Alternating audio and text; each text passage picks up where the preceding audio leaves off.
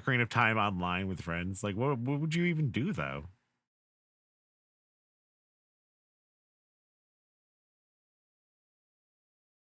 All right, here we go. As a treat, you can have one KFC horror story animated.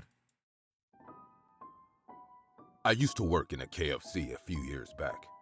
Later, I went back to my hometown, which is why I left the job. Hopefully, this is not. But this is completely not the fucked only up reason story. why I got fed up with the job. Common dineouts like this often see customers of all kinds. So, this one-time experience Someone gets like kind of stabbed in this terrorized one. me for life.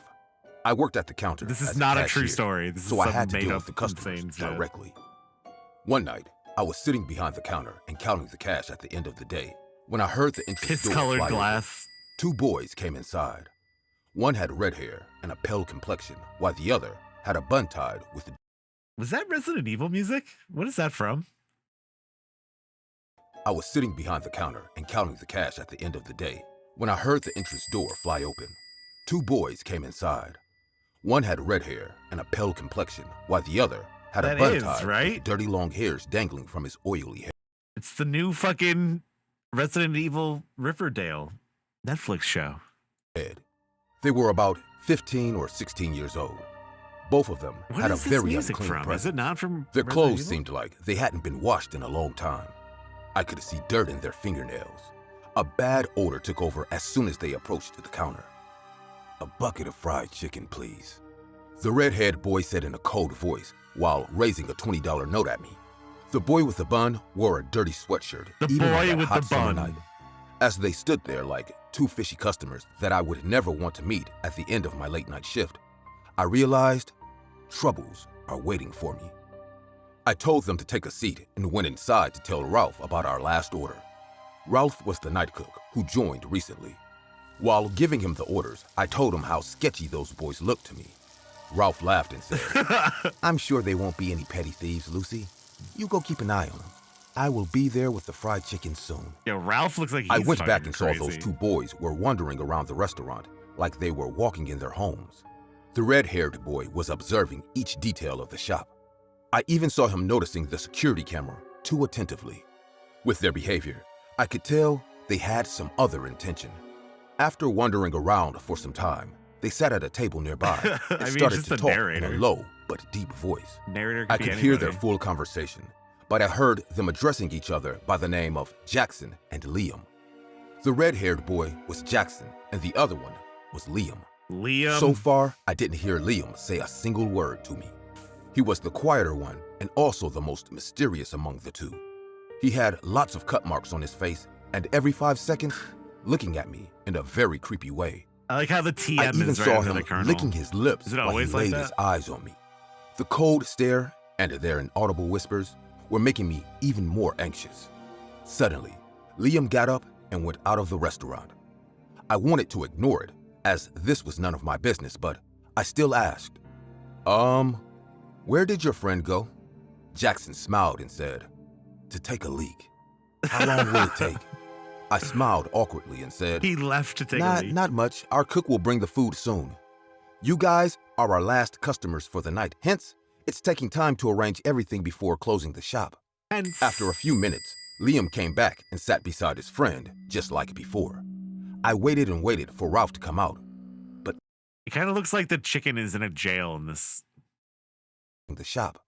After a few minutes, Liam came back and sat beside his friend, just like before. I waited. Like back here, it looks like they're in a some kind of prison. Like, why are they on a grill? And waited for Ralph to come out. We are preparing your order with our 11 herbs and spices. But time went There's away. like 8 bowls on the My wall. level of patience gave in, and I got up and walked to the kitchen. Hence, you the are minute our I last stepped customer. inside the kitchen, the electricity went out. It wasn't a power cut, as I could see the streetlight on the highway shining bright. Someone purposefully turned Yeah, off but the grilled power chicken switch. is for babies. I checked into my pockets and took out my phone. While trying to turn on the flashlight on my phone, I took a step further in the dark and stepped onto a gooey liquid that had a weird metallic stench. "Damn it, Ralph! Didn't you clean the kitchen?" I screamed in the dark. I switched on my flashlight, and as it hit the floor, I saw what I just stepped in. No. There was a pool of blood on the kitchen floor, that came from a deep stab wound on the body of our night cook, Ralph. Not the night Oh my cook of God. KFC. I turned around to leave when I got face to face with Jackson. He stood there with a blood-soaked knife in his hand and smiled at me. I remembered there's a back door, so I turned around to escape from there. I was a few inches away from the back door when Liam entered the kitchen. So this is what he did when he went outside. My God. He entered the kitchen from the back door and stabbed poor Ralph to death. These young boys are cold-blooded criminals. They cornered me from both ends, and I knew now Nice KFC. it would be my turn to get slashed at their hands. What? What do you want? I said in a terrified voice. Look, Liam, she is willing to give us what we want, Jackson said while What? laughing like a psycho. Let's go to the counter, he said and raised the sharp, bloody knife at me. I tried to be calm because one wrong move can silence me forever. They escorted me back to the eating area. Silence and when me we reached forever. near the counter, Liam pushed me from behind. I tripped accidentally and hit my head on the marble desk. Blood rushed down immediately and I started crying in pain. Just tell me what you guys want. Please, just let me go. Yes. We don't want to murder a poor, weak woman. It doesn't worth anyway. We just want the money from the cash register. That's all. Give me You guys all are the doing this famous for some bowls. money? There's still time. You two are too young to destroy your life like this. Why would Do you say have this? any idea what the cops will do to you if they ever catch you? Just Suddenly, give him the I fucking saw money. Liam's face turn pale. For the first time, he looked scared. He said in a fumbling voice, Maybe we should just leave, Jackson. I don't want to go to prison. Jackson grabbed his shoulder and screamed furiously. I thought he was just gonna stab Don't him. chicken out now. This bitch is just trying to mess with us. They said chicken out and they're in a fucking chicken place? Come on. Come on. We won't get caught. He slapped me hard across my cheek, making my lips bleed, and said, Just give us the money. We don't need your lecture, lady. Jackson gave the knife to Liam. Just give me the snatched money. my phone from my hand. Now go to the cash register. Go! He screamed. The flashlight on my phone was the only source of light, till now. I knew these boys turned off the power so that the security camera fails to record them. But I didn't want them to go so easily. An idea came to my mind. What? I stopped and said, the cash register is automated. I need to access the computer to open it. I hope you're not trying to be smart with me, lady, because I'll cut your throat and then dump your face inside Yeah, that this dude hot just like fire killed in a the fucking kitchen. cook in cold blood. I made them understand that is the case when it really wasn't. They whispered to each other for a few more seconds, and Liam went inside the kitchen to turn on the power. As soon as the power came on, Jackson said, Turn off. You know what would be sick? Is if when they were like running out, if like the sign of the colonel like came to life, and it just like the head came down and it just ate them, and then it went back up, and it just became normal again, and no one ever knew what happened to them. That'd be fucking sick. As soon as the power came on, Jackson said, Turn off the security camera. I know you can do that from your computer. Do it! Now! I could have easily faked that and let their entire act get recorded by the camera. But I actually did Like turn it Sanders for off because Texas people. my plan Just was eats something fucking more robbers. sinister. I opened the cash register Spits all and the money loaded the back money out. inside a bag. As Jackson came close to take the bag from me, I grabbed his head and slammed him hard on the desk. Oh my The god! sudden strike hit him so hard that he didn't even get the chance to scream. Half of his face got smashed as flesh and blood poured out of his wounds. I took my phone from his hands, but didn't call a 911 yet. Liam walked in from the kitchen and got shocked, realizing the tables have turned. He ran towards the exit at full speed, and I was ready for my next move. He was inches away from me as he had to walk past the counter to reach the entrance. She's gonna kill this That's when motherfucker. I threw chili flakes in his face. I had already taken them from the kitchen when these two dumb boys were hackling me in the dark. Amazing. He screamed in burning pain and fell on the floor. I ran at him and snatched the knife from his hand. Chili I flakes. stabbed them both to death. What the fuck? Cleaned all the mess and wrapped their bodies in garbage bags. There's an incinerator in the basement to burn the waste. I called 911 now and hid their bodies inside the incinerator. The cops came and took my account on a robbery done by 2 mad young boys. The security camera had the footage of them entering and wandering inside the restaurant in the very beginning. The cops identified them as escaped thugs who had past records of burglary and other crimes. I mean, she did get The slapped and story beat flashed up. in the morning news They did kind of as deserve 2 it. boys murdered the night cook and tortured a lady employee of KFC, then took all the money It fucking and flew ran by. away. The lady Back to that employee of day KFC. and burnt their bodies in my free time.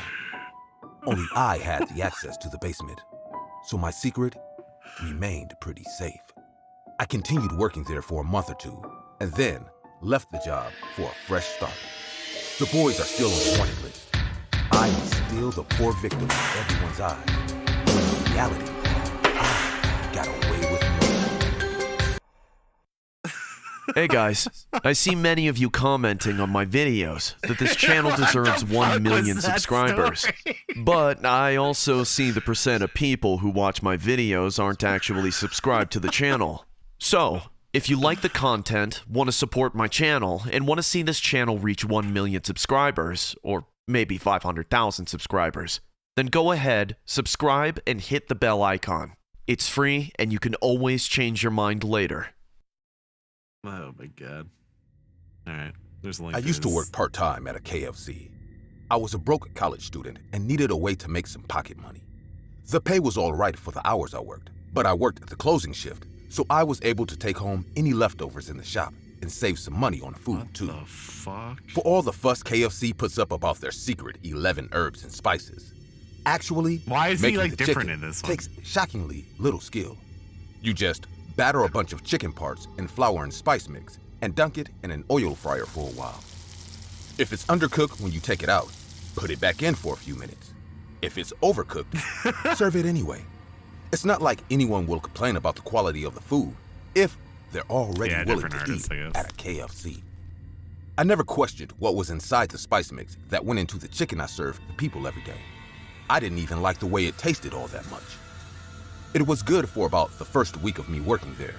But after having KFC for dinner every night for the sake of saving money, Every I started to get sick of day. it. Still, I kept eating it because In college, we had a KFC buffet near our school, and one time we went in and we just like put like plastic bags in a backpack and just like took all the chicken from one of the trays. And I got really sick of chicken after like a day. hey, free food is still free food. One day, I went to work as usual, fried a bunch of chicken I don't think they even have those anymore. I think KFC buffets are like completely phased out. It used to be fucking sick though. KFC buffet was the shit. for a bunch of people who were either regulars or just passing like through, $5. and split whatever was left with the other employees to take home. Yeah, that By the time I think got they make a lot of home, money off the that. grease from the chicken had pooled onto the bottom of the cardboard box I used to carry. I just got like and I was like, no, the I don't want once any more of crispy this batter chicken. had grown soggy during the long car ride. I entered my We don't really apartment have a lot of and sat Popeyes in around. front of the TV to eat the KFC chicken Popeyes, I like, brought once. back home with me. But I noticed something strange when I took the first bite. Now, I've eaten KFC's fried chicken more times than I care to remember since I started working for them. What are I these? knew the taste of What the fuck is this? Is that like fucking the body of Jesus? Are those little like Jesus wafers? I don't know what those are supposed to be. KFC like the back of my hand, whether I liked it or not. And this was not what normal KFC looks- chicken tasted like. That looks like a man's like after you shave someone with a beard, like their shin. Like after you shave some of the hair away. There was an odd, almost floury sweetness to it that I didn't recognize, and a slightly bitter aftertaste that left my tongue feeling a bit numb. It wasn't bad by any means, just strange. Numb. I'm sure that someone who hasn't eaten it almost every day like I had probably wouldn't have noticed the change in flavor. I assumed the flour or spice mix for the last batch must have been a few days past its expiration date, and decided it'd be best if I didn't finish the chicken.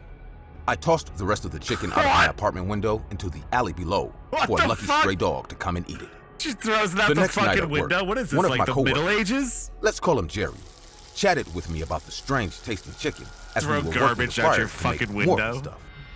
Hey, Sally, is it just me, or did the chicken last night taste a little off to you? I know what you mean. I couldn't bring myself to finish it. Was the spice expired or something? No, I checked the expiration date on the new spices that came in last night. They probably changed the formula without telling anyone to save on costs. I see. It probably doesn't taste all too different to people who don't eat it. I thought he was every gonna day say like we he do. peed in it or something. Yeah, I to peed be in honest, it. I Did think you eat it? all of us have been eating way too much fried chicken since we started working here. I Like think he looks you're like he right. knows something. There's more grease than blood in my veins at this point.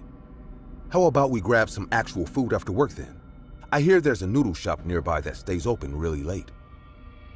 Jerry must have been the I like this light bulb. Very good. smoothest guy on the face of the planet. Because I didn't realize he was asking me out on a date until halfway into the date, and didn't even mind when I realized I was on one. I had a good time eating some actual food with a cute guy I liked and got home a little later than usual. Oddly enough, when I Did they got just back, leave? the chicken pieces I'd thrown out the previous night were still there. Normally, Nobody the wants stray them. dogs in my area would fight for each other for even the smallest scraps of expired food. For 3 whole pieces of fried chicken to survive being devoured by them They was a miracle, survived. even if it was KFC chicken. Whatever was in that fried Is that chicken, really the whole it story? must have smelled unpleasant enough to the dogs' sensitive noses that even they didn't want to eat it. In contrast, the sales back at the KFC skyrocketed over the next few days. So much so that there wouldn't be any chicken left at the end of the day for any of the employees to take home, even if they wanted to. The people who ate at the KFC changed too. They were the same regulars who came by from time to time since I started working there. But after the chicken began tasting strange, they came by almost every day and So the started ordering employees buckets worth of survived because there chicken wasn't enough food instead for of the them? modestly sized value menu items they usually ordered. Their appearances changed too. Their faces had become pale and filthy with bloodshot eyes that twitched and darted all over the place as they waited for their food. Give them the chicken Red pox. dots dotted their bodies like sore The insect fried bites, chicken which they pox, scratched guys. until their overgrown nails became bloody. It only got worse as time went on. Despite eating copious amounts of chicken almost every day, the regulars became skeletally thin with sunken faces that made them look more like walking corpses than people. On one particularly busy night, we ran out of chicken while the restaurant was full of the sickly-looking regulars. Yo, One of the Colonel regulars got like meaner came up to the looking. cashier I was tending to at the time. "1 chicken bucket meal, please." "I'm One sorry, sir, chicken but bucket, we're out of chicken for please." the night."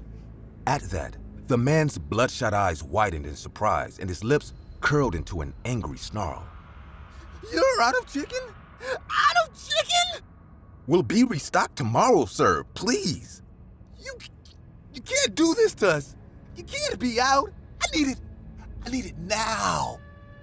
The man shouting started gaining the attention of the other regulars.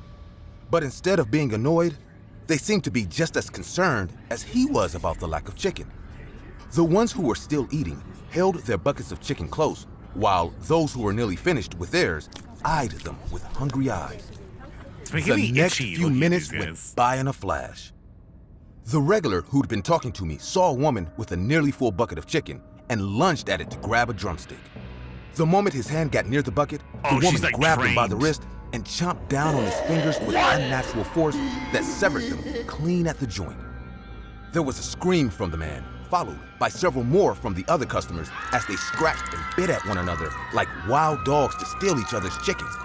I retreated back into the kitchen with the other employees They're and just like, recalled the police. Excuse me, Our- who is this? Are they gonna explain who that is? Manager told us that he'll go outside Their manager's just dressed like a funeral director. to wait for the police fucking there vampire? and left the restaurant through the back door. When the police finally came, the entire place was filled with Cool crazed ambulance. customers fighting each other over the fried chicken, which they eagerly ate from the floor. The police had to tase the ones still standing to arrest them, though many of them had to be taken away in an ambulance instead.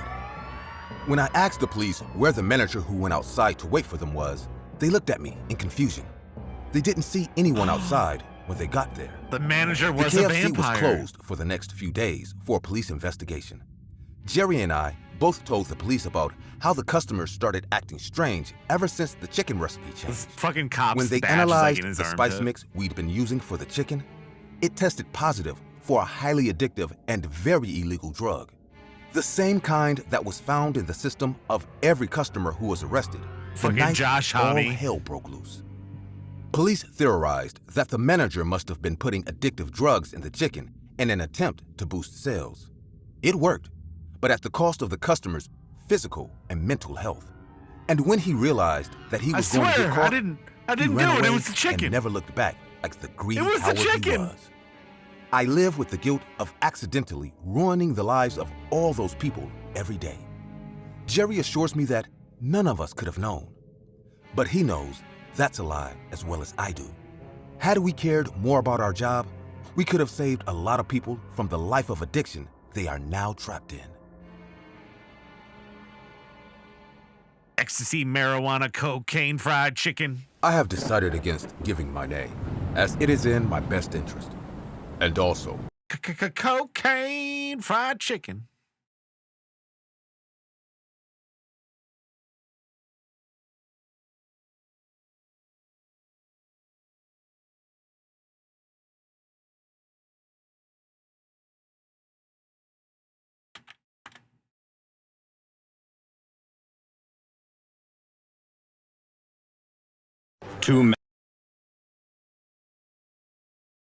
Two men.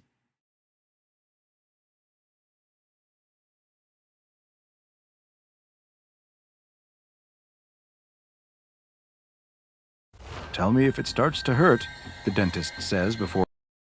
Yeah, fuck this one. Boom. Da-da-da-da. There's like shorts now in this thing.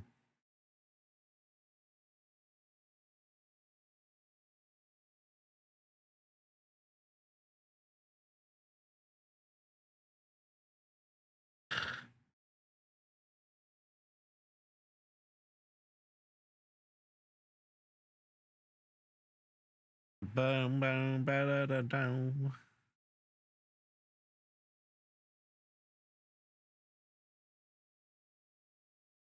Two teenagers cautiously approach an old, decrepit house. The house looks like it was built hundreds of years ago, and from the outside, it appears to be in a serious state of disrepair. The walls are cracked and weathered, the roof looks to have holes in it, and one of the decorative columns has completely collapsed. The teenagers have heard rumors about this dilapidated home, though, and they have heard there are riches still to be found inside. One of the teens starts walking up the stairs onto the porch, but his friend seems reluctant to follow. Is he sure that no one lives here?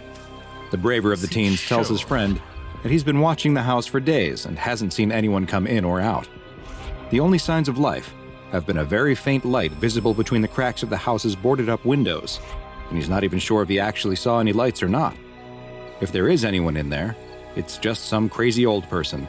They can easily scare them off and loot the house at their leisure. His friend still doesn't look sure, but the other teen proceeds to take out a lockpick. He tells his friend to keep a lookout while he works on the door. He doesn't need to keep watch for long, though, since the lock almost immediately opens with a loud click. He Just like opens the Skyrim. door carefully, but it still squeaks loudly. Through the crack, he can't see much of anything lockpick from inside. Oblivion. It looks very dark. "Come on," he tells his friend as he slips inside. His friend looks nervous as he watches his friend disappear into the house. Suddenly, there's a loud crash. "Oh no, we've been caught," he thinks as he spins around. But he doesn't see a police officer coming to arrest them or a nosy passerby. Instead, he watches as a cat chases a rat into some trash cans, knocking more of them over. He breathes a sigh of relief as he watches the cat come out of the pile of trash, holding its prey limply by the tail. He turns to follow his friend into the house, but is stopped when the door snaps shut in his face. He tries the doorknob, but it's locked. He taps quietly on the door. No response. He taps a little louder, whispering, "Hey, what's going on?" Kind of looks like a vampire. But still no response. What is going on? Inside, his friend is also pulling on the doorknob, but it's no use. The door won't budge, and the lock won't turn. He also tries tapping lightly on the door, but there's no signs from outside that anyone has heard him. He's trapped. He looks around the darkened room. Just like the outside, The interior looks like it hasn't been updated in hundreds of years. Dust and cobwebs are everywhere, like no one has set foot inside in decades. And yet, on several small tables and shelves around the room, are lit candles. With no other option, he decides to move deeper into the house. He creeps into the next room, which is in much the same condition as the first, dusty and old, but with several candles placed around that give off just the faintest amount of flickering yellow light. Not only does someone still live here, but they've lit these candles recently. He takes a folding knife out of his pocket and opens it, holding the blade out in front of him. Just then, he hears something, a noise like footsteps, and it sounds like it's coming from upstairs in the room right above him. They might be coming down to look for him. He needs a place to hide. He spots a sofa near the corner and tries to get down behind it as much as possible.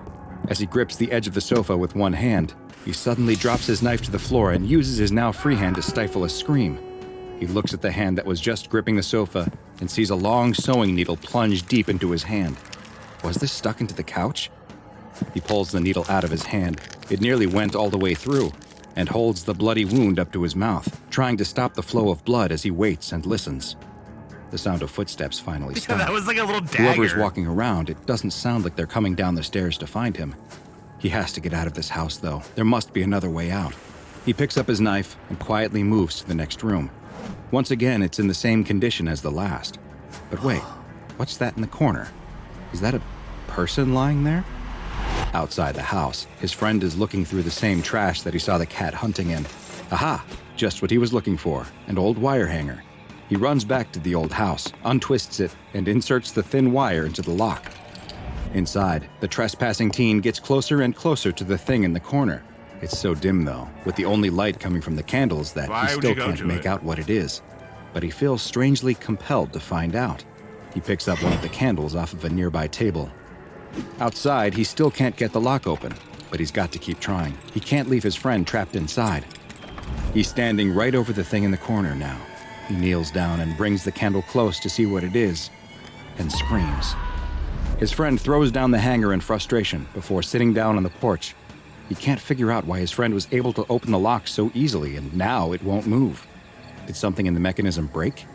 He doesn't know what he's going to do, though. Should he call for help? The police will arrest them both if he does. How long should he wait, though? It feels like his friend has been stuck for a long time, and he hasn't heard anything from inside.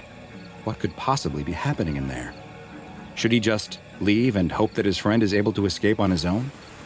Just as he is wondering what to do, he hears a click behind him. He turns around and tries the door handle, but it's still locked. He looks down and sees the wire hanger. Maybe he'll give it one more try. He sticks the hanger into the lock and hears the lock pop open almost instantly. He tries the door handle, and this time, the door swings open. He stands there looking through the cracked door into the dark house. He's terrified at the thought of going inside, but he can't leave his friend in there. Don't go in! If he's in trouble, then he has to save him. Gathering up all of his courage, he enters the house and sees the same thing his friend did, a dusty old room. He takes a step into the candle-lit room and freezes. There's something in the middle of the room. It's a chair that's turned away from him, but he can see that someone is sitting in it. But wait, is that his friend? Hey, he calls in a loud whisper, but his friend doesn't respond. Come on, let's get out of here. Still no response. He starts walking toward his friend, but stops when he hears what sounds like footsteps coming from the room above him. He's got to get his friend and get out of this house. He checks over his shoulder to make sure the door is still open before starting to quietly move towards his friend again. He's close enough that he can reach out and shake his shoulder, but his friend doesn't react. He walks around to the front of the chair and sees his friend. Except it's no longer his friend. Staring back at him are two empty eye sockets. His mouth has been pulled back by stitches of thread into a horrifying permanent grin. But worst of all is what he hears. It's the sound of the front door slamming shut. Privyet! Today's file is a special one and comes from the Russian branch of the SCP Foundation. It's SCP-1098-RU, also known as it's Russian. the Theater of Living Puppets. SCP-1098-RU is a two-story house located in a small Russian city which appears to have been constructed in the Baroque style, which was popular in the 17th and 18th centuries, and is characterized by its exuberant details. The house is likely several hundred years old and is in an advanced state of disrepair. The local government administration has marked the house for demolition multiple times, but for reasons that remain unknown, these plans are always scrapped or indefinitely delayed. All of the doors that lead into SCP-1098-RU are locked, and the windows are all boarded up. Anyone who attempts to damage the house, even just by removing the boards from the windows, will experience an odd anomalous effect that compels them to instead protect the structure and cause it no harm. Protect it. This effect only wears off when the subject moves at least 50 meters away from the house. The only way to enter SCP-1098-RU is through the front door, which, even though it is locked, is easily able to be picked open, which causes no harm to the house and prevents the anomalous effect from overcoming the subject trying to gain entrance. Once someone has entered the house, they will find that the door closes behind them and locks itself. The lock cannot then be picked open again for 1 hour. The interior of the house matches the exterior stylistically, also appearing to have been designed in the Baroque style and in a poor condition. The house is quite dark since there are no electric lights present, and all of the windows are boarded up, blocking any outside light. The only illumination comes from the lit candles that are placed around the house, which appear to be constantly replaced and lit again when they burn out. The sound of slow footsteps can be heard inside the house, though the room they are coming from seems to change. The entity producing the sounds has been classified as SCP-1098-RU-1, and it is thought that it is also responsible for the placing and relighting of candles around the house, as well as several other anomalous effects. The Russian branch of the SCP Foundation first became aware of potential anomalous activity related to SCP-1098-RU after the disappearance of multiple teenagers was linked to the location. In interviews, many of their friends and family reported that their last known locations were near the site of the old Baroque-style home, and several had expressed a desire to investigate the house before they disappeared. Local police investigated the house, which only led to them disappearing as well. After learning of the strange activity connected to the house, the Foundation took over the investigation, planting a cover story that totalitarian sects were responsible for the disappearances, while Class A amnestics were administered to all relatives of the missing teens. The Foundation immediately began investigating the house, but carefully, since they had already seen how easily people could go missing inside. In the first excursion into the house, a remotely controlled robot fitted with a camera was sent inside. Just like when a person enters, the door closed and locked behind the robot. But its camera feed continued to broadcast images to the researchers outside. As the robot explored the rundown house's rooms, it found something much more disturbing than just lit candles. In several of the rooms, corpses were discovered, which were later identified as being some of the missing teenagers. All of the bodies found had their eyeballs removed, and thick threads had been sewn into their arms and legs, as if they had been turned into giant living puppets. Some of them also had stitches in their chest and face areas. The face stitches appear to have been made to force the face to have a certain expression, while the chest stitches may indicate that organs had been removed. No signs of decomposition were present, though, despite some of the bodies likely being many months old. Several objects were also found next to the bodies, including surgical knives, needles, thread, and at least one artificial eye. Exactly 1 hour after the robot entered the house, the camera ceased broadcasting images and all contact was lost. For the second excursion into the house, the Foundation decided that a human being would be more effective at gathering information than a robot. The Class D personnel was given a flashlight, a camera, and a radio, and sent on a mission to attempt to remove objects from the house and to locate the robot from the first research mission. The D-Class entered the house, and researchers noted that from what they could see on the video feed, that the layout of the house hadn't changed. Candles were still present around the room, though it was clear that they had been replaced by fresh ones. As the D-Class explored the first floor of the house, he reported that he could hear footsteps coming from different parts of the house, and on one occasion, that they sounded like they were coming from a room he had just left. But when he returned to that room, no one was present. He wasn't able to locate the missing robot, but did find the same corpses that the robot had. He was ordered by the researchers to pick up one of the surgical knives and try bringing it out of the house, but the moment he picked it up, all contact was lost. A third mission into the house was then tried, this time with another remotely controlled robot, though this one was more advanced and equipped with a thermal imager and audio recording equipment. This robot was also better suited for exploration and was capable of climbing stairs so that the Foundation could finally find out what was on the second floor of this strange house. The robot entered the home and ascended to the second floor. As it explored the rooms, it found one particularly strange one that appeared to be operating as a kind of sewing workshop, with huge amounts of thread, needles, and other sewing supplies spread across multiple tables. Dark red stains covered many of the tables, but no bodies were discovered in the sewing room. The robot continued to explore the second floor, though, and soon discovered many more corpses, accounting for nearly all of the missing teenagers, the police that had vanished, as well as the missing D-Class personnel. All of them had been dressed in 18th century style clothing, and their eyes had been removed and replaced with artificial ones, It's just a giving really them fucked a up Wes perpetual Anderson glassy-eyed movie. stare. It's Wes Long, thick Anderson's threads ultimate had been movie. sewn into their arms and legs as well. The sound recording equipment on the robot captured the same sounds of footsteps that the D-Class had reported, but the thermal imager didn't locate any signs of life. The researchers decided to call an end to the experiment and began guiding the robot back out of the house. But just as it reached the front door, the connection was lost, and the robot has never been located. One final expedition into the home was approved, this time using another D-Class personnel, whose mission was to explore the entire house, including the second floor, before attempting to leave the home. The D-Class entered the home as normal, but immediately reported feeling a strange feeling that the other D-Class hadn't mentioned. He told the researchers listening that he was experiencing an intense headache and pressure in his ears, and that he could hear what sounded like someone crying in another room. None of the equipment picked up the crying sounds, and the D-Class was ordered to investigate further. He approached the room that he claimed the sound was coming from, but still nothing was detected on the audio recording equipment. He was ordered to enter the room, and though he seemed scared and reluctant, eventually he did so. Once inside, he reported seeing a young girl wearing an 18th century style dress. The girl was dancing, but crying as she did so. Just like on the corpses that had previously been found inside the house, threads were connected to her arms and legs, but these ones were pulled tight and stretched up towards the ceiling. The D-Class followed their path up, but they disappeared into the darkness, reporting that it looked like there was no ceiling at all, just an inky black void where something was manipulating the strings attached to the girl, forcing her to dance.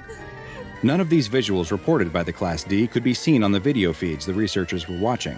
As far as they could see, he was staring into an empty room. The D-Class was ordered to continue watching this strange recital, though, and after 5 minutes, all of the communication devices ceased working. The video feed was lost too, but the audio continued to record for a few more seconds, during which time a sharp clap noise was heard. The D-Class began screaming as a deep male voice spoke a phrase in Latin, "Et perficiendi sit pretium." The performance must be paid for. No further signs of the D-Class were ever found. SCP-1098-RU has since been fenced off to prevent the general public from being able to enter it. A patrol team of 4 security guards is always on site, and anyone who attempts to gain entry to the house is to be detained, interrogated, and administered Class B amnestics. Additional research into SCP-1098-RU is ongoing, but requires approval from at least 2 members of the O5 Council, and to date, no further expeditions inside this anomaly, which has been given the object class Euclid, have been authorized. It is still unknown who or what exactly the entity inside of SCP-1098-RU is, but it has been designated as SCP-1098-RU-1, and some in the Foundation have taken to calling it by a nickname, the Master of Puppets. Now go and watch another entry from the files of Dr. Bob, like SCP-026, After School Retention, for another terrifying anomalous location. And make sure you subscribe and turn on notifications so you don't miss a single anomaly as we delve further and further into the SCP Foundation's classified archives.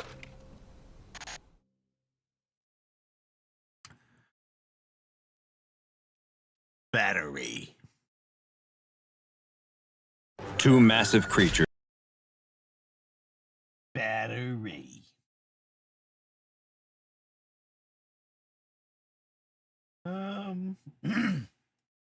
It's Saturday night, and a teenaged boy and girl are out on a date.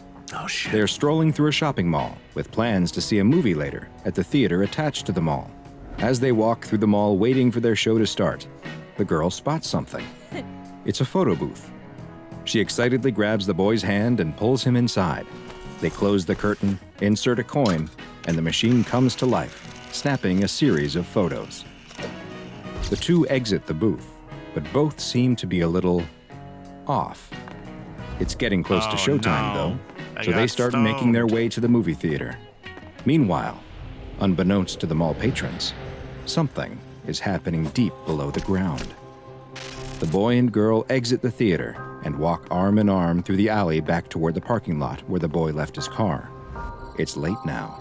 The sun has long since set, and they're all alone. But they don't hear the footsteps behind them, or sense the pair of bodies that are following them, getting closer I think and we're closer. alone now.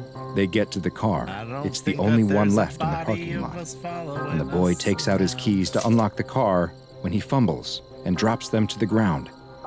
As he bends over to pick them up, he finally sees who has been following them. It's them. A pair of doppelgangers coming straight towards them. They look exactly like the boy and girl, except for their faces, which are horribly distorted, with strange lumps and no eyes or mouths. They look as though they were a drawing of a face that was somehow smudged out. The boy quickly gets the keys and grabs the girl, dragging her away from the creatures, who are now reaching for the boy and girl, grasping and clawing at their faces as they try to moan through their skin-covered mouths. He gets the car unlocked, and both manage to get inside. As the creatures bang on the windows, the boy starts the engine and drives away, leaving the abominations behind. Hi, I'm Dr. Bob, and this is SCP-715, also known as My Face That I May Be.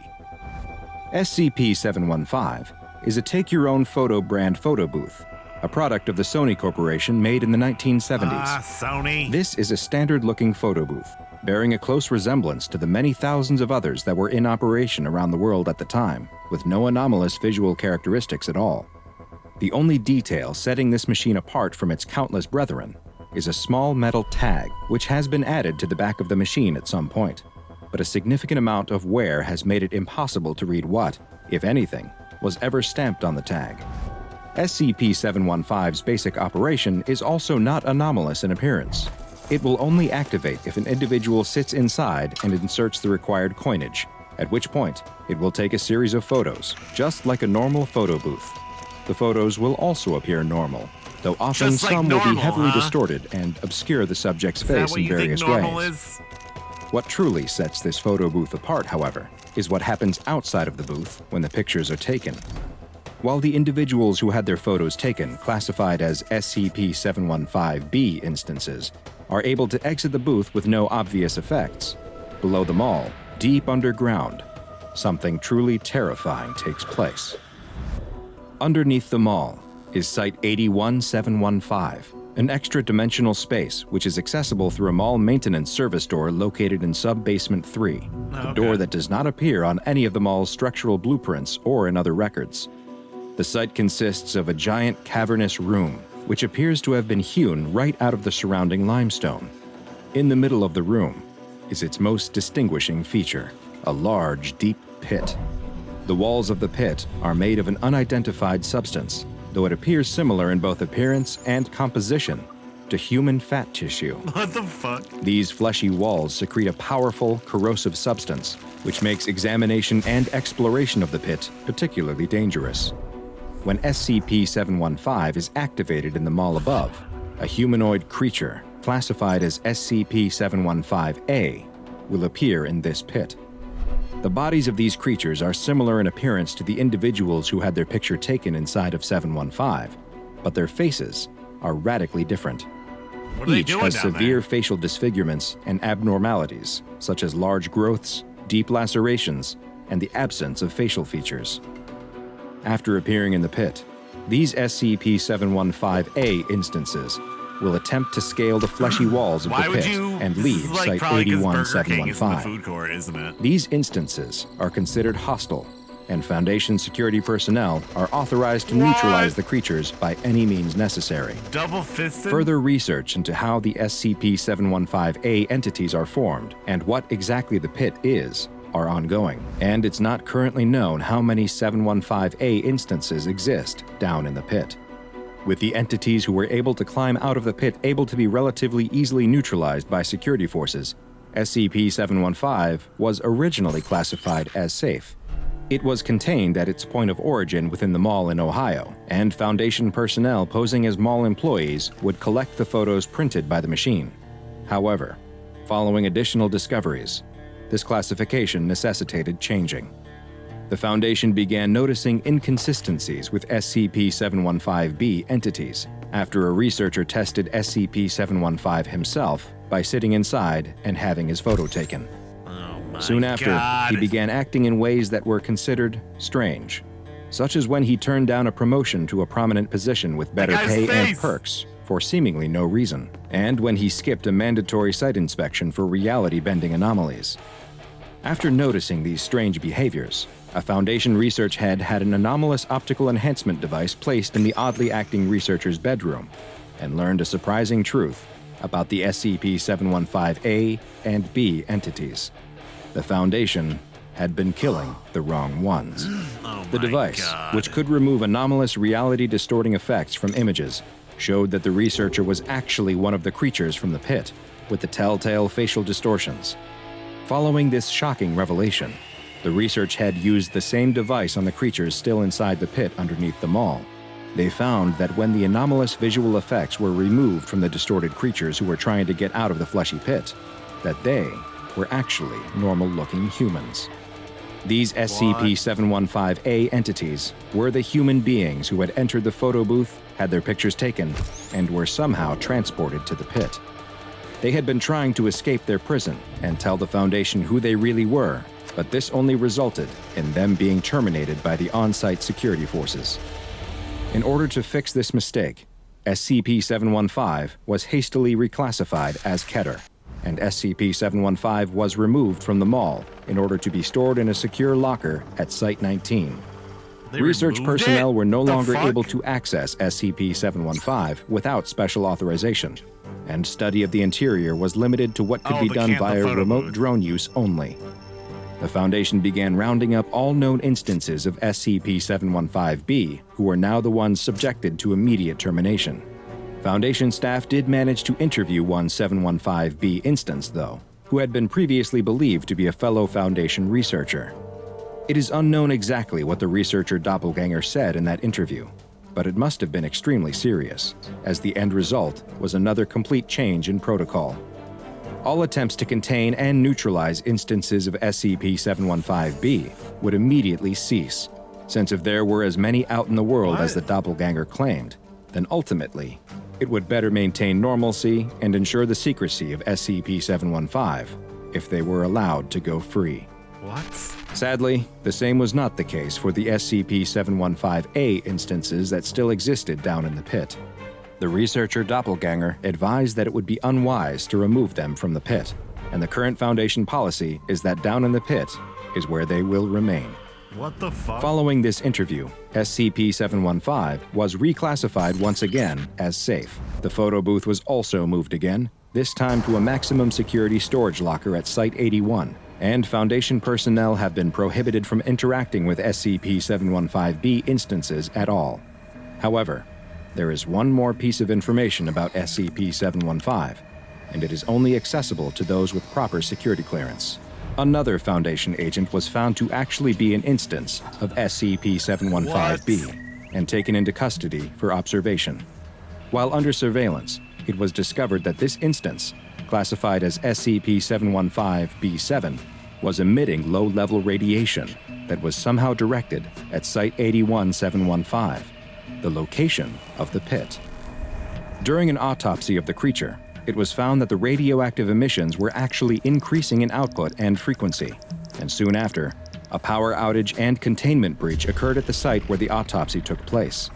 Following these events, the body of SCP-715-B7 disappeared, and video surveillance confirmed that several members of Foundation staff were responsible, all of whom had been involved in SCP-715 research. The staff members escaped with the body and left no other evidence behind, save for a single photo with the ominous text, "My ears that I may hear, my eyes that I may see, my mouth that I may speak. Do not touch my face." Don't touch No my other face. information regarding SCP-715 has been found, and many questions remain. So there's just like a What are rogue instances of 715B? And what do they Institute. want? Are they some kind of hive mind colony that reproduces through the use of a mysterious photo booth? What happens to those left behind in the pit? And what will they do should they ever get out? Investigations are ongoing. Now go and watch another entry from the files of Dr. Bob, and make sure you subscribe and turn on notifications so you don't miss a single anomaly as we delve further and further into Dr. Bob. I do enjoy.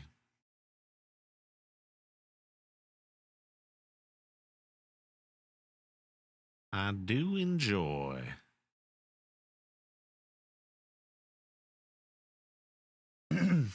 Oh, yeah. They live. Kinda. A little bit of inversely. I could see that. All right. What's some difference?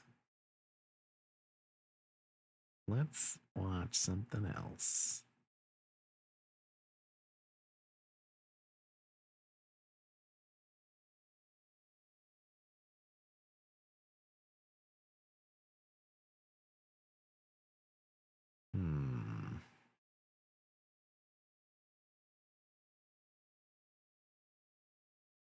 The KFC SCP? The new KFC SCP. You can get a 4-piece or a limited item.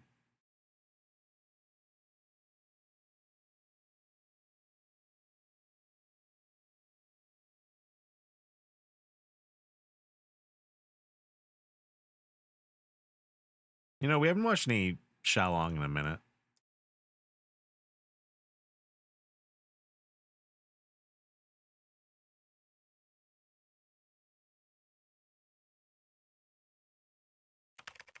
September Ursus, coordinates northeast China. Remember the big coal mine baz that almost killed Jiaosin in the first two periods? Today we are in the administrative district of this coal mine.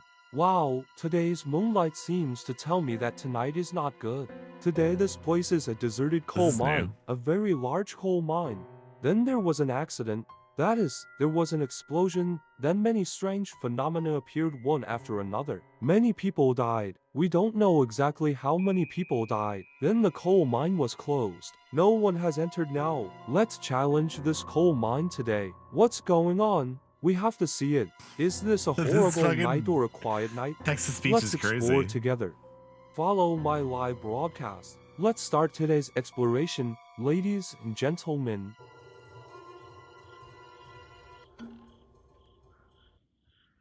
今天的月亮很圆很明亮，今天绝对是一个不祥之夜，因为月亮缺了一个口，这就代表着阴气已经把它将要盖上了。所以说这个地方，兄弟们，将是一场腥风血雨。 It will be a 这 bloody 还有一个死 battle. 亡大金杯。 A big golden cup of death? What the fuck is going on here? 救护车这是？ Ambulance? 这里边有事儿啊！救护车，拉死人呢？对呀，这是拉死人呢。吓死宝宝了！ Right now, my wits. 看着没？就给患者扎针的袋儿。这个地方啊，应该是一个医院。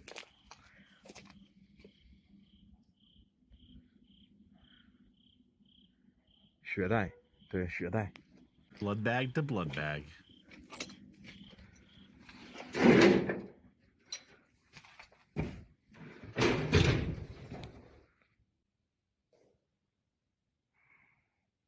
这一天的直播，一波三折的。哎，肾宝片，这是个肾虚男呢，应该是50岁。找着了，长这个逼样，你这肾虚秃顶了都拔顶了都。What?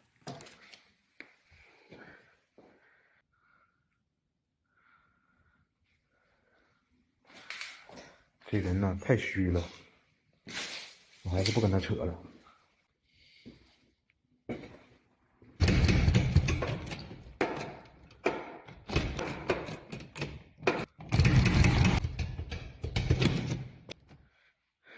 这什么鸡巴锁这是啊？我弹簧吧！太你妈吓人了！我操！弹簧，肯定是弹簧。Spring. Must be a 它是什么东西 spring. 呢？ See anything here? 爆炸装置。 Explosive device.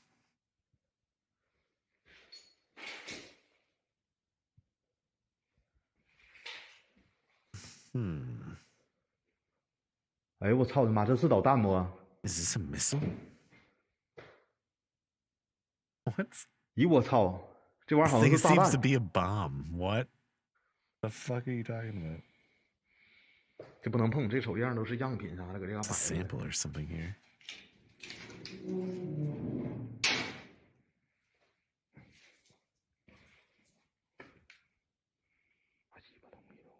What are all these things?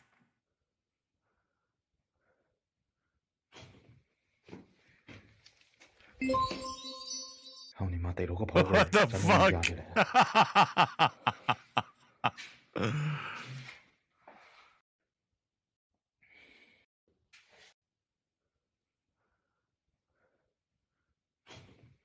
Axe get. 操你妈！逮着个刨根， Pickaxe 战斗力加起来了。 Add up combat effectiveness. Boots. 低调点，听到没有？刨死你！哦，妈的！白扔我一根烟，我心疼的。 Keep a low profile. Hear that? I'll waste you. 咦，我操你妈！这是牌位不？ Is this a memorial tablet?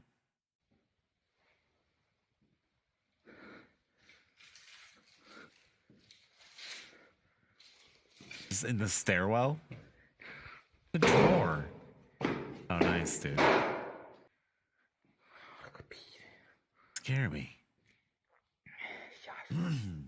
Scared me to death. 哎，我这个操你个妈的逼！这这么鸡巴大这里头啊！完了，这玩意儿死里了。这里边是银饰部门的。楼下有声，这是谁呀？ I'm fuck your mother. 你他妈镶我肛门上了，你能看见 You're 楼下？ growing on my anus? Excuse me?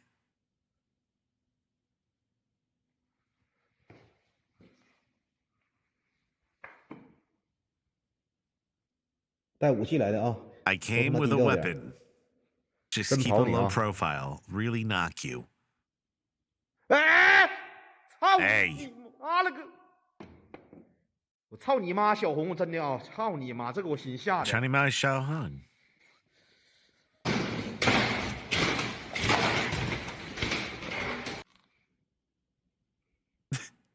Just destroying bags. 床上有小黑，搁哪呢？我操！我这血妈的呀！ What, did you see a ghost over there? 搁哪呢？ Where is it? 嗯？谁他妈又骗我呀？我他妈让你瞅瞅这玩意儿了，你害不害怕呀？我他妈刨死你！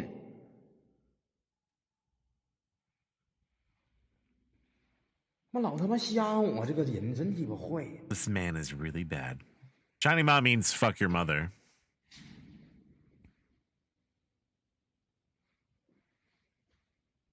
And yeah, they believe in like yelling at ghosts to scare them away. That's like the whole 我他妈好 outdoor 像听到 Shaolong 咕 thing. 咚。 That's why he like breaks things. Yeah, he's like really into it today. 你出来！ apparently.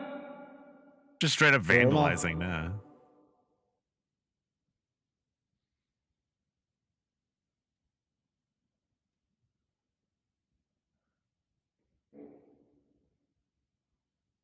I want to see him throw the fucking hammer into the wall or something.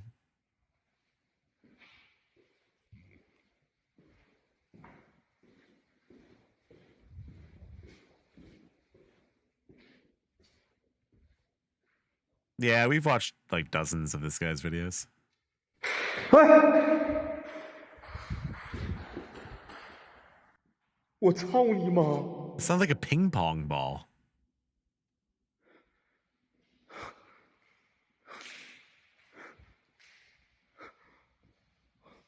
我操你妈的！哎！ It is.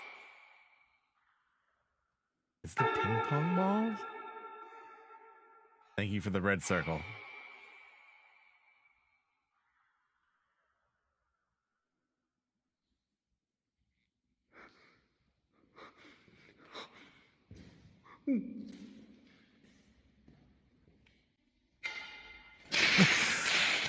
Ha ha ha ha ha.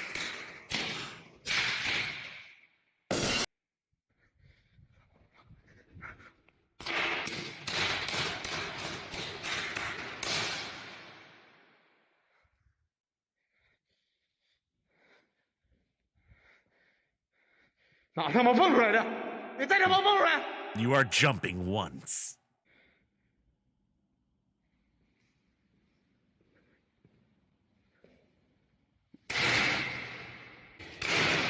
Damn.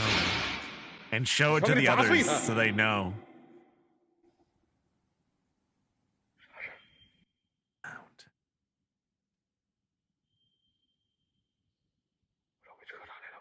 Have I recruited anyone? 好像有车声。 Seems to be a car.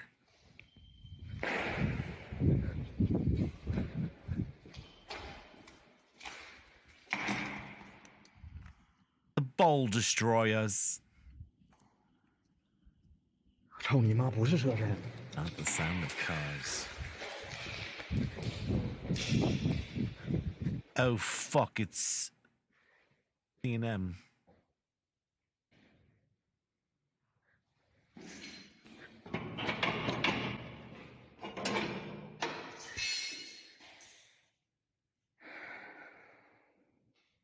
Is he gonna hit it?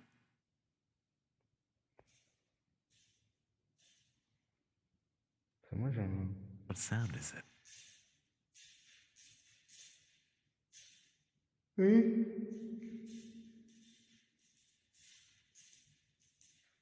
哎！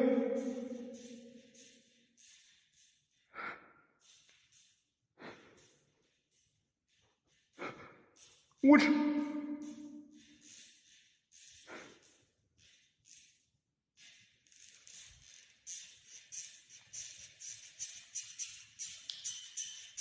What the fuck?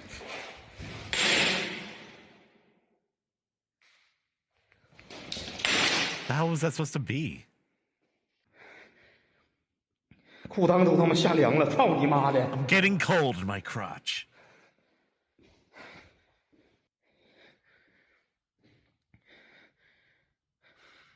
My balls are cold.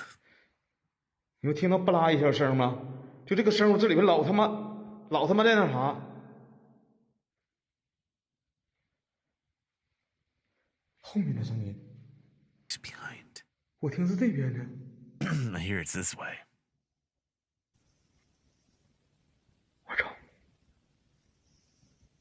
这什么漏气了似的呢？ Seems that something is leaking.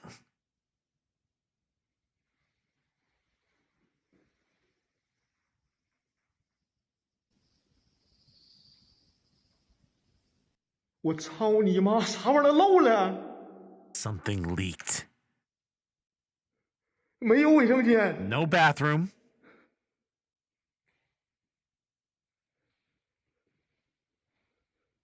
哎，你就听到那个？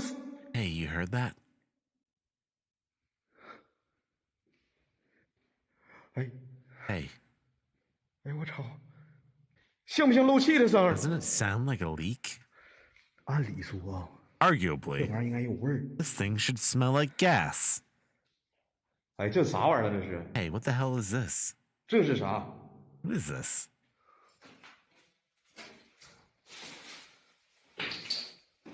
The fuck?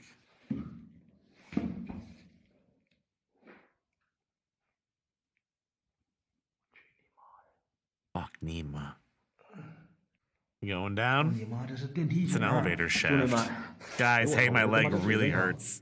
电梯井， Elevator shaft. 哎呦我操，我这他妈这腿真疼，电梯井。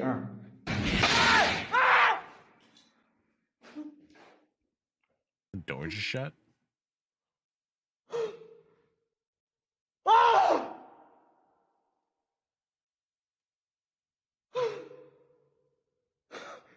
我操你妈！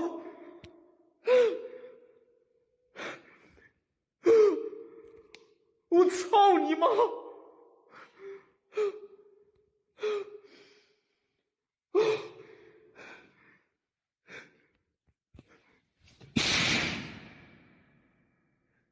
操你妈的！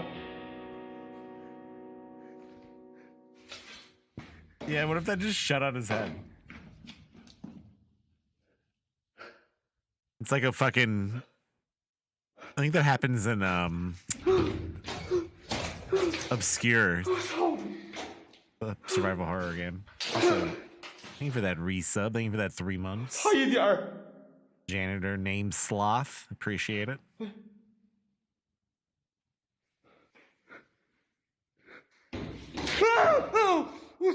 Yeah, they keep using these like white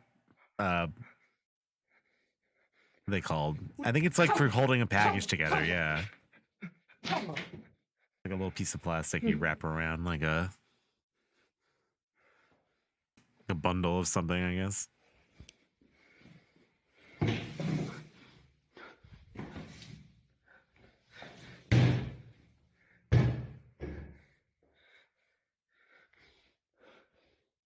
Yeah, it could have been like a dumbwaiter thing.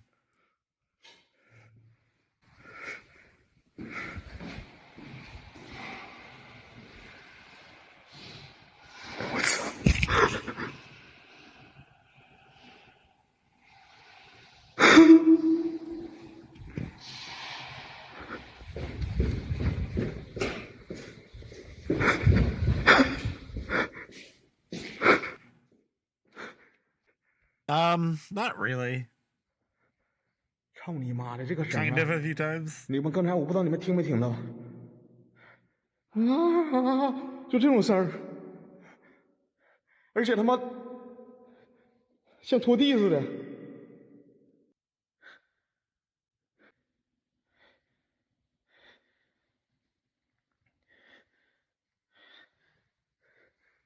这像不像一个小脑瓜？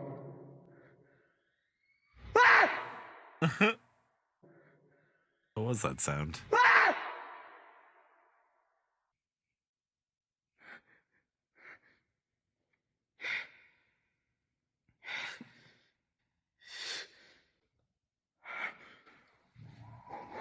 Definitely hear something. 出来！ Come out. 出来！ Come out.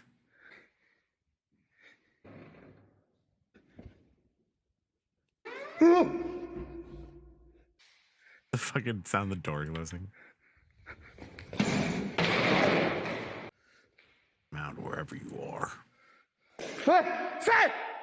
操你妈！哎！操你妈呀！呀，看着！我操你妈！你出来！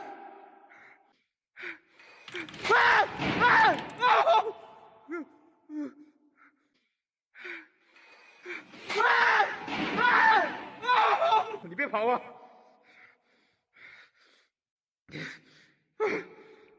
操你妈的！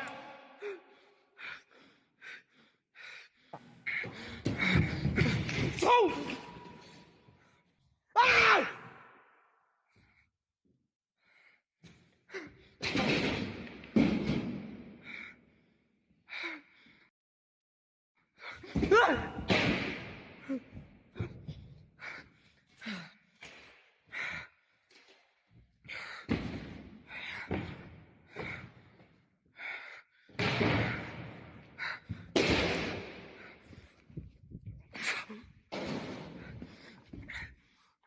操你妈！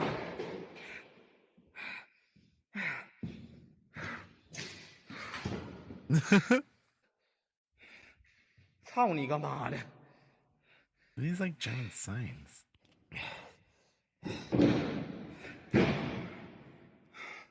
出来！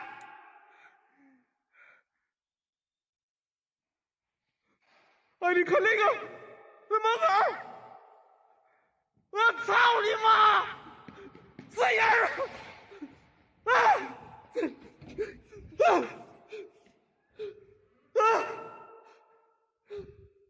我操！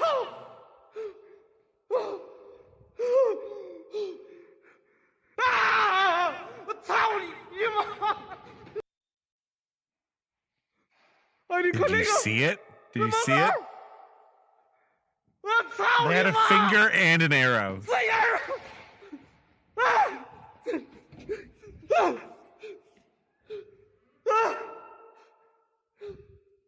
我操！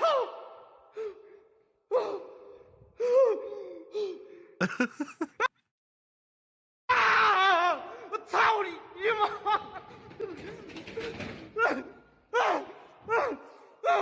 我操你妈！我操你妈！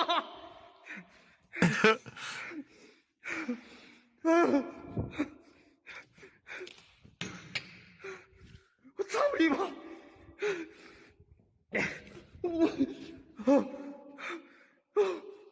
我操！ It's literally not real. It's just for fun. Don't take it too seriously, guys. There's like 3 people like, I don't get it. He is stupid.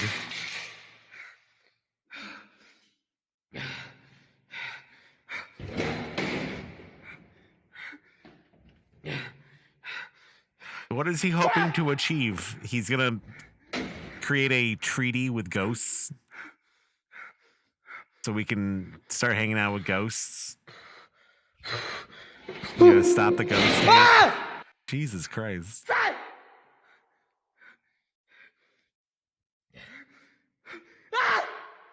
操你妈的！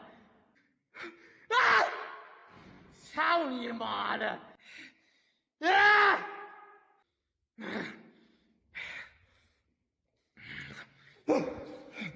He's still stupid, especially if he's acting. He's just annoying. All right, thank you, Rubik's Noob, for your input. It definitely matters a lot.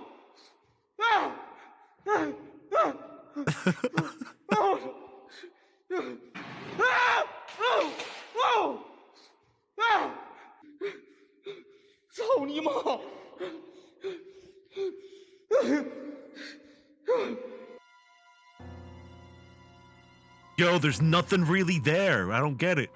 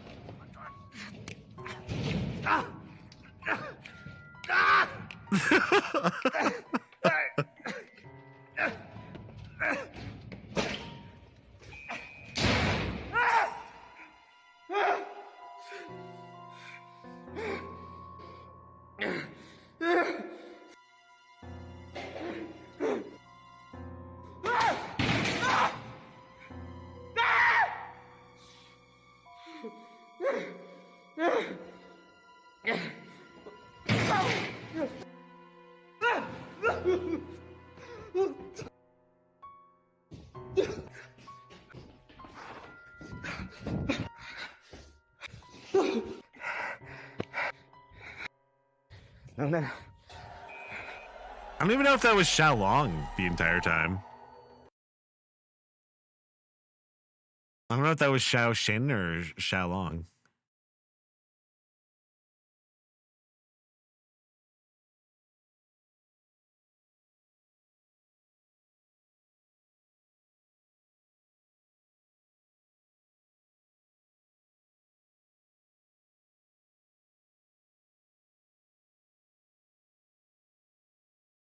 I missed like a bunch of their videos.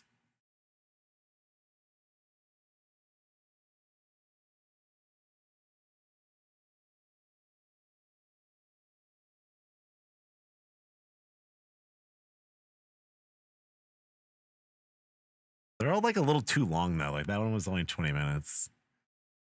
I hate when it's like 30 minutes of that. I almost preferred it when they did like the cut down version.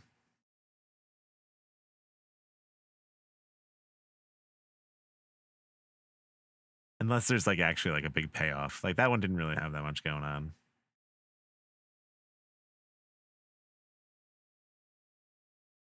Like this one. Walking doesn't stay. The fucking walking chairs.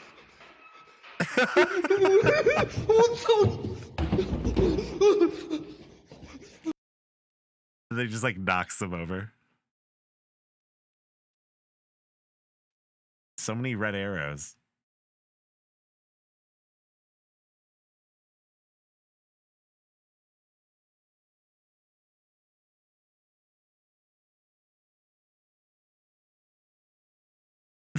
The fuck. The chair, it walks like a man.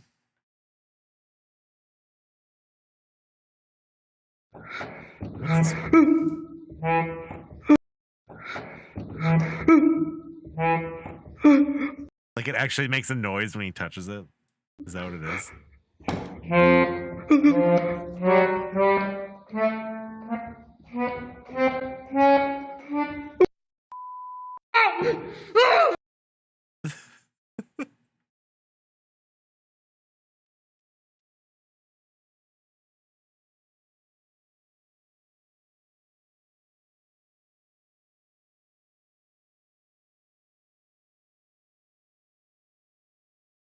All right.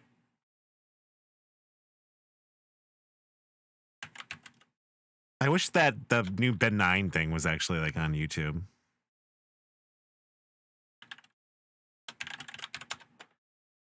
This is the actual trailer for it though. Like he moved everything off Prime and it's on a service called Fossum now, whatever the fuck that is. I might go watch it now. Listen, this may be the last will and testament of Tom Riley. I really don't. I was trying to get my dad to watch this when I was on vacation. I was telling him to check it out. There was something here. I thought he would understand Who's in it. here?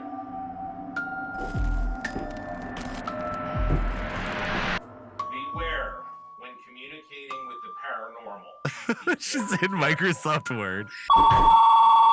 Oh my god, that phone was so loud. I'm not scared of you. The Hello? fucking trailer's loud.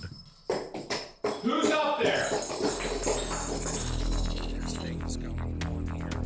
Long before this house was even here.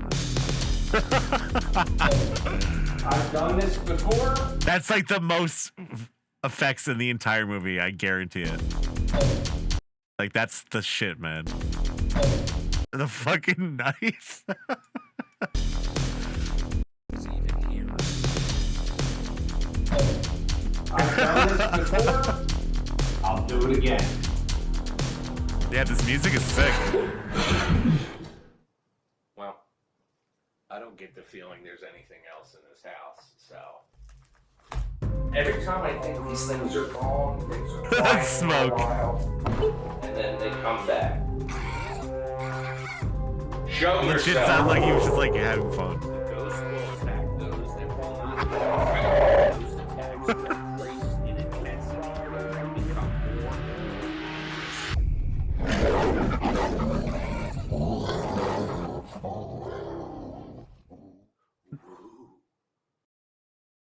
Fucking love that guy. Back to the basics, Ben. Yeah, it's too bad that they're not on Prime anymore. Just to show you the difference between that and the very, very first one. This is the trailer for the first movie.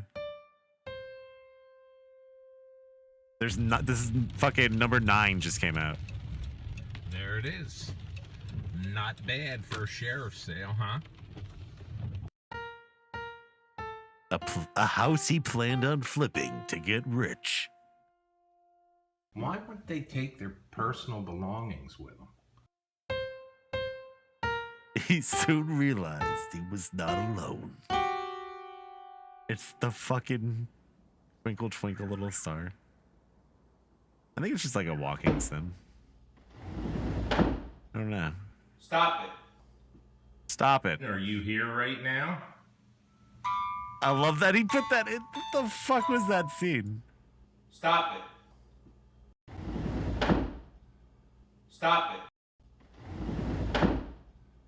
Stop it. Stop it. He's so like... Are you here right now?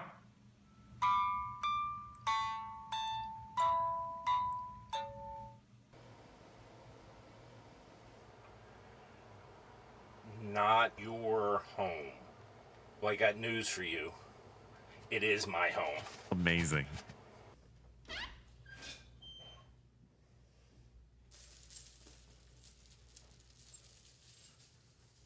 This home belongs to the streets. Fucking beating himself up.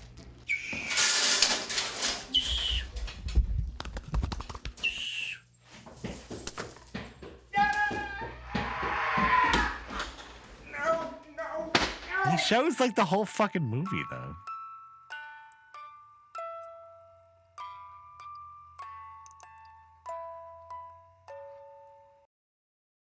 And then the second one. What was the second one? Steelmanville Road?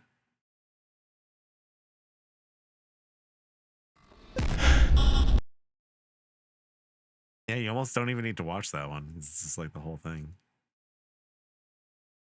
What are all these fucking movies? Yeah, here it is. Bad Ben 2.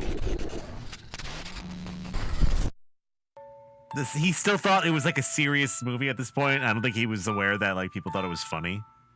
So the second movie's tone is like completely different. But this is our new house. Surprise! Acting. Yeah, that's like dumb. Him like talking and being weird in between. It's I'm funny. hearing footsteps, Matt, and the door is slamming upstairs, and the light is going on and off. And Matt, I'm hearing voices. Yeah, Matt. I know. He thought she was imagining things. It's like supposed to explain why there's like a billion security cameras in the house. Mom?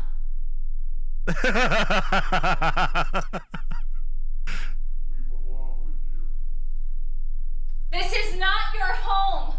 What did he say? Come along with me. Oh! What are you doing? They're outside. What are you doing? I almost suplexed you.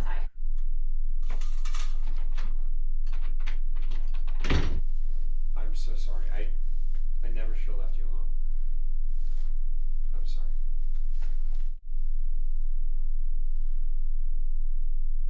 I'm pregnant. Matt, when are you coming home? Listen, man. I was going over all the footage. All of the footage. Great trailer. You guys need to get out of this house right now. They weren't dealing with just a ghost.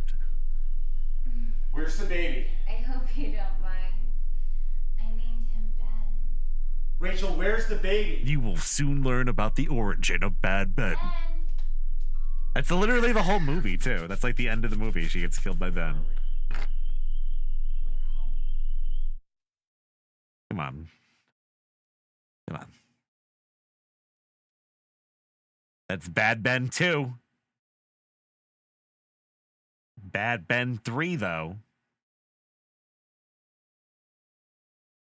was a whole other story. I can find it.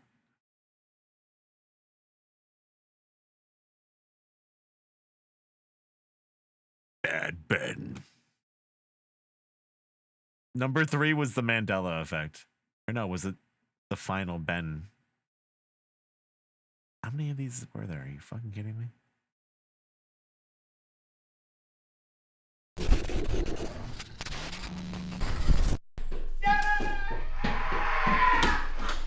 No, no, no, please. No.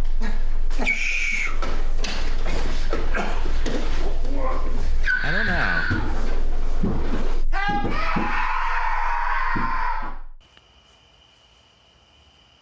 Is anyone around? No, let's just get this over with, all right? Yep, this All is right, it. you scared? Yeah, I'm a little scared, all right? All right, it's gonna be Schmitty. cool. All right. I'm going in. Acting. I think you're gonna like what you're gonna see. No way. Yeah. Tom Riley. He survived. Where the hell is he? I'm surprised you agreed to do this, frankly. After they find I'm doing him, this because you guys are paying me. Would you they be take willing him to back go into in. the house? Tom Riley, going into the house on Steelmanville Road. Oh my god, something totally just moved past me. Did you get that? Yeah, he's like living in a tent in the woods. Stop it. Instead of the house. Oh, he said it It's at again. least 20 degrees cool. Dude, he's aware. Come on. At that point, he was aware. He said the exact same fucking delivery. Stop it. Stop it. Stop it. Stop it. It's at least 20 degrees cooler in this room. We can all feel it. What This chick is that? I've seen her in other YouTube things before.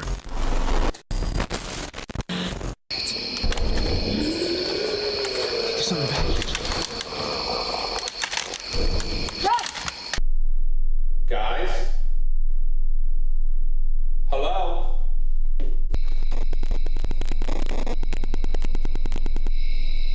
You better not have left me here. I ain't scared of you.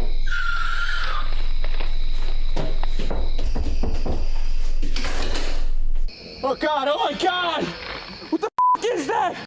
Bigger, badder Ben.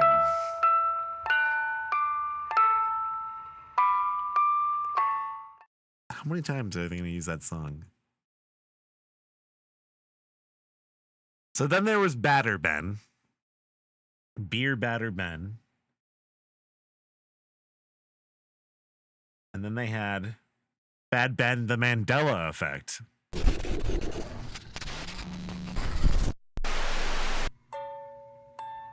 Where they just kind of did the whole thing over again.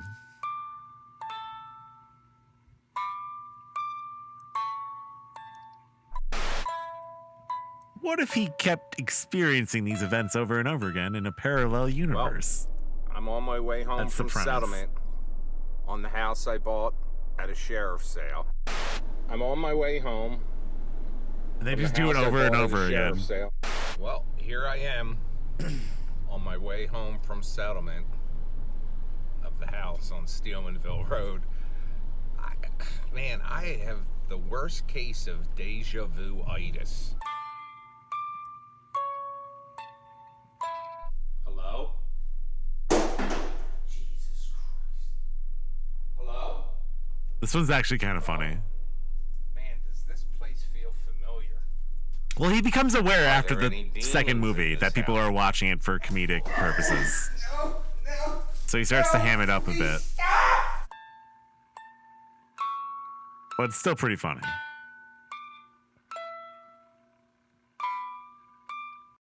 And then after Mandela Effect,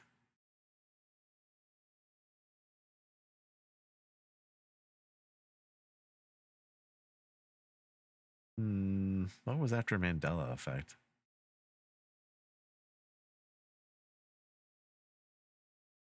The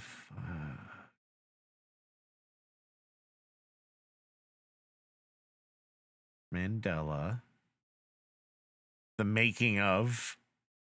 I don't know if that actually counts. Bad Ben 5, the Crescent Moon Clown. Only 18 seconds long.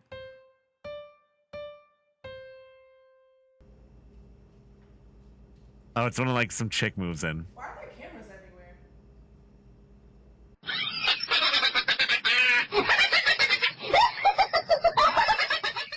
It was when clowns were happening. Remember when the clown thing was happening? The clowns. You never heard a clown laugh like that before? That's how they laugh. Just how they do it. That was number 5. What the fuck was number 6?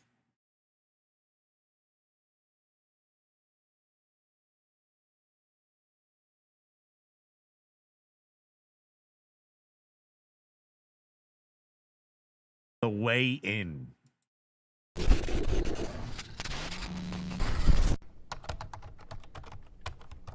There's a home on Steelmanville Road in Egg Harbor Township.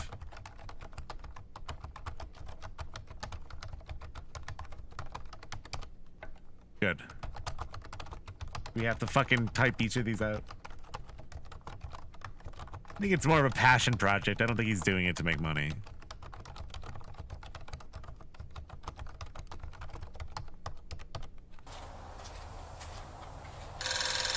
It's just all typing.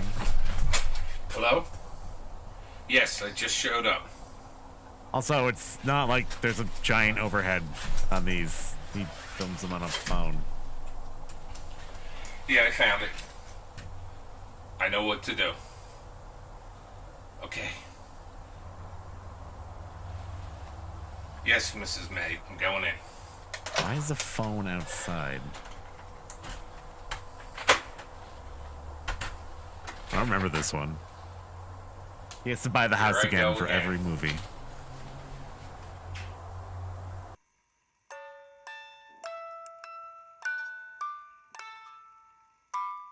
Well, that didn't fucking say anything about what happens. Very sparse trailer. Spring 2019.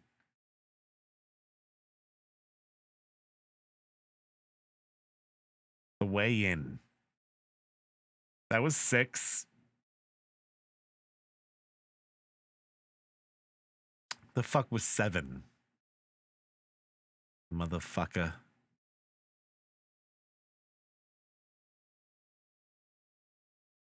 I don't even see it on this channel. That was 6. What was Bad Ben 7?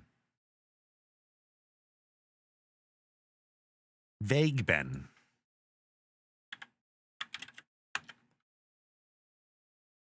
It's just on YouTube. Bad Ben 7, the full movie.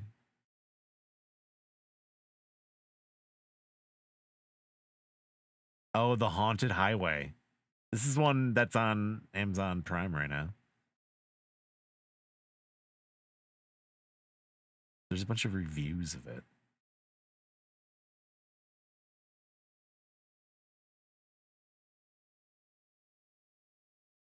Bum.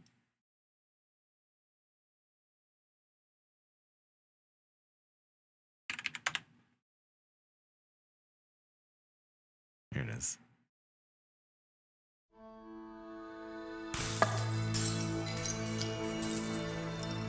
Breaking Glass Pictures.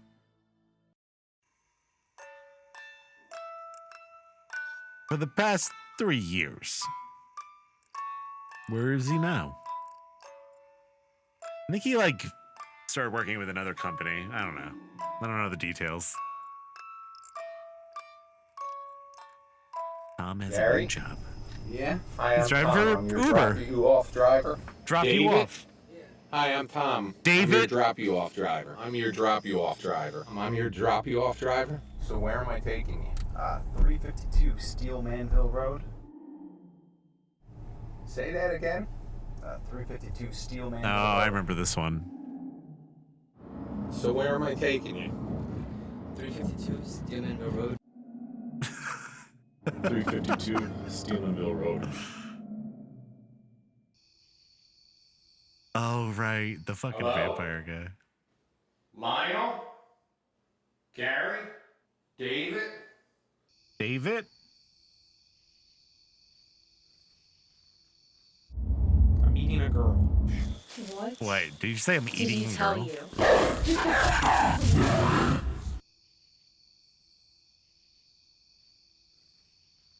What did he tell you? There he is. There he goes. Tom Riley runs for his life. There's the vampire. Hell Hell yeah. Where'd her the keys? I gotta watch that again. Yeah. Yeah. Where'd her the keys? What is that voice? Looking for this? Oh my god. Bad Ben 7. The Haunted Highway.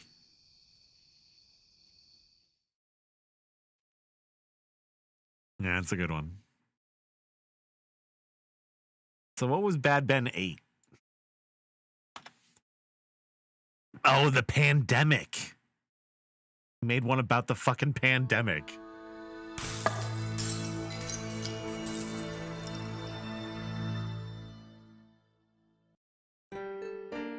We are under attack.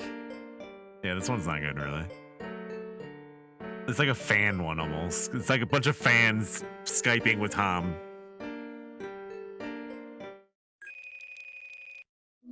Hello, this is Tom Riley. How can I help you?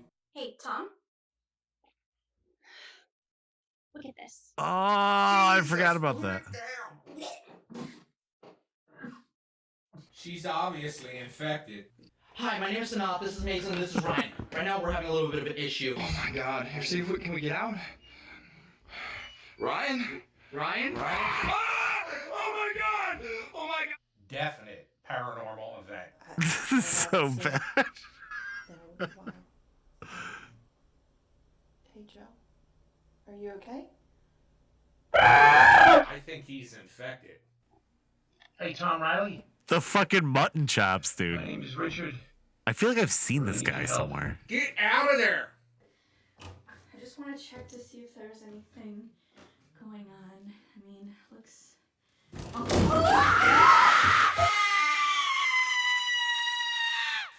Isn't that one stock scream?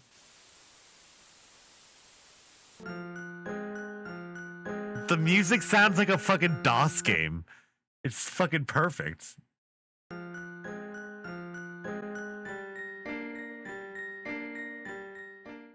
I'm not patient zero. Oh my god.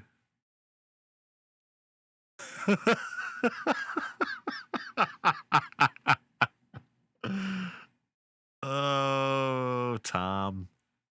If you don't want to watch those movies after watching all those trailers, I don't know what's wrong with you. I don't want to know you. Also, Strawberry, thank you for that raid. Hope you're doing well. You had a good stream.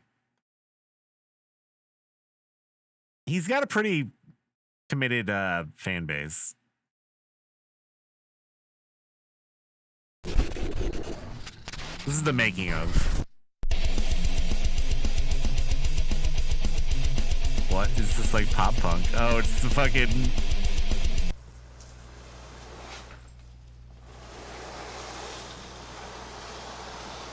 Nice key in.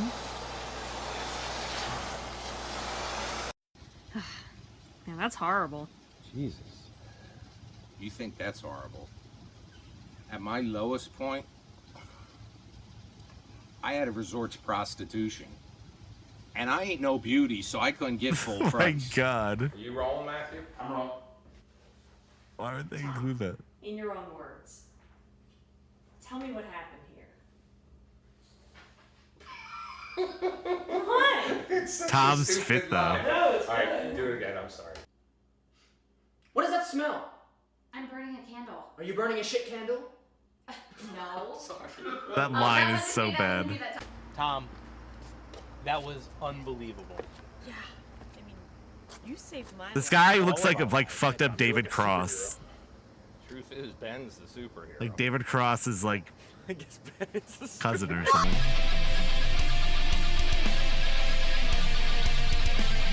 Yo, I love this emo fucking thrash Twinkle Twinkle Little Star cover. Can we get some ska in there too, maybe? Not your home. Not your home.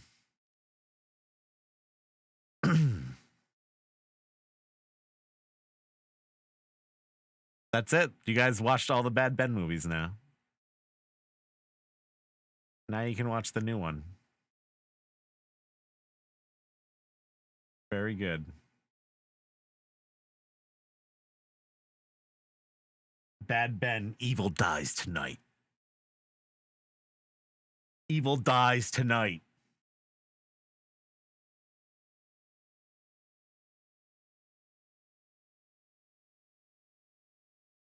All right.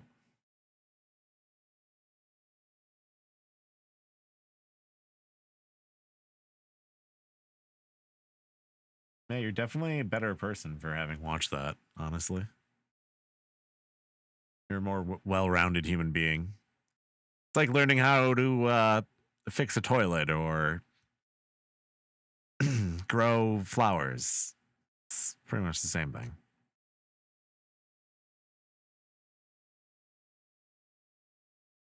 I would say it's pretty much the same thing.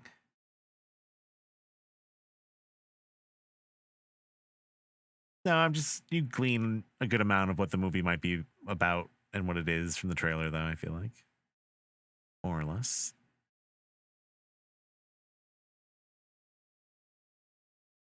I'd say.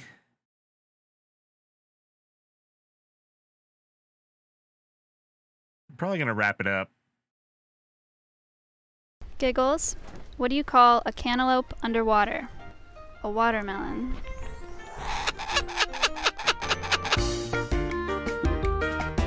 What's up, everybody? Welcome to Tiny Mike Interviews 2. I just want to make a quick disclaimer before the video starts that all of the exotic animals that you'll see today are from a permitted facility in California called Zoo 2. Cool. What's your favorite food? Your favorite food, sir?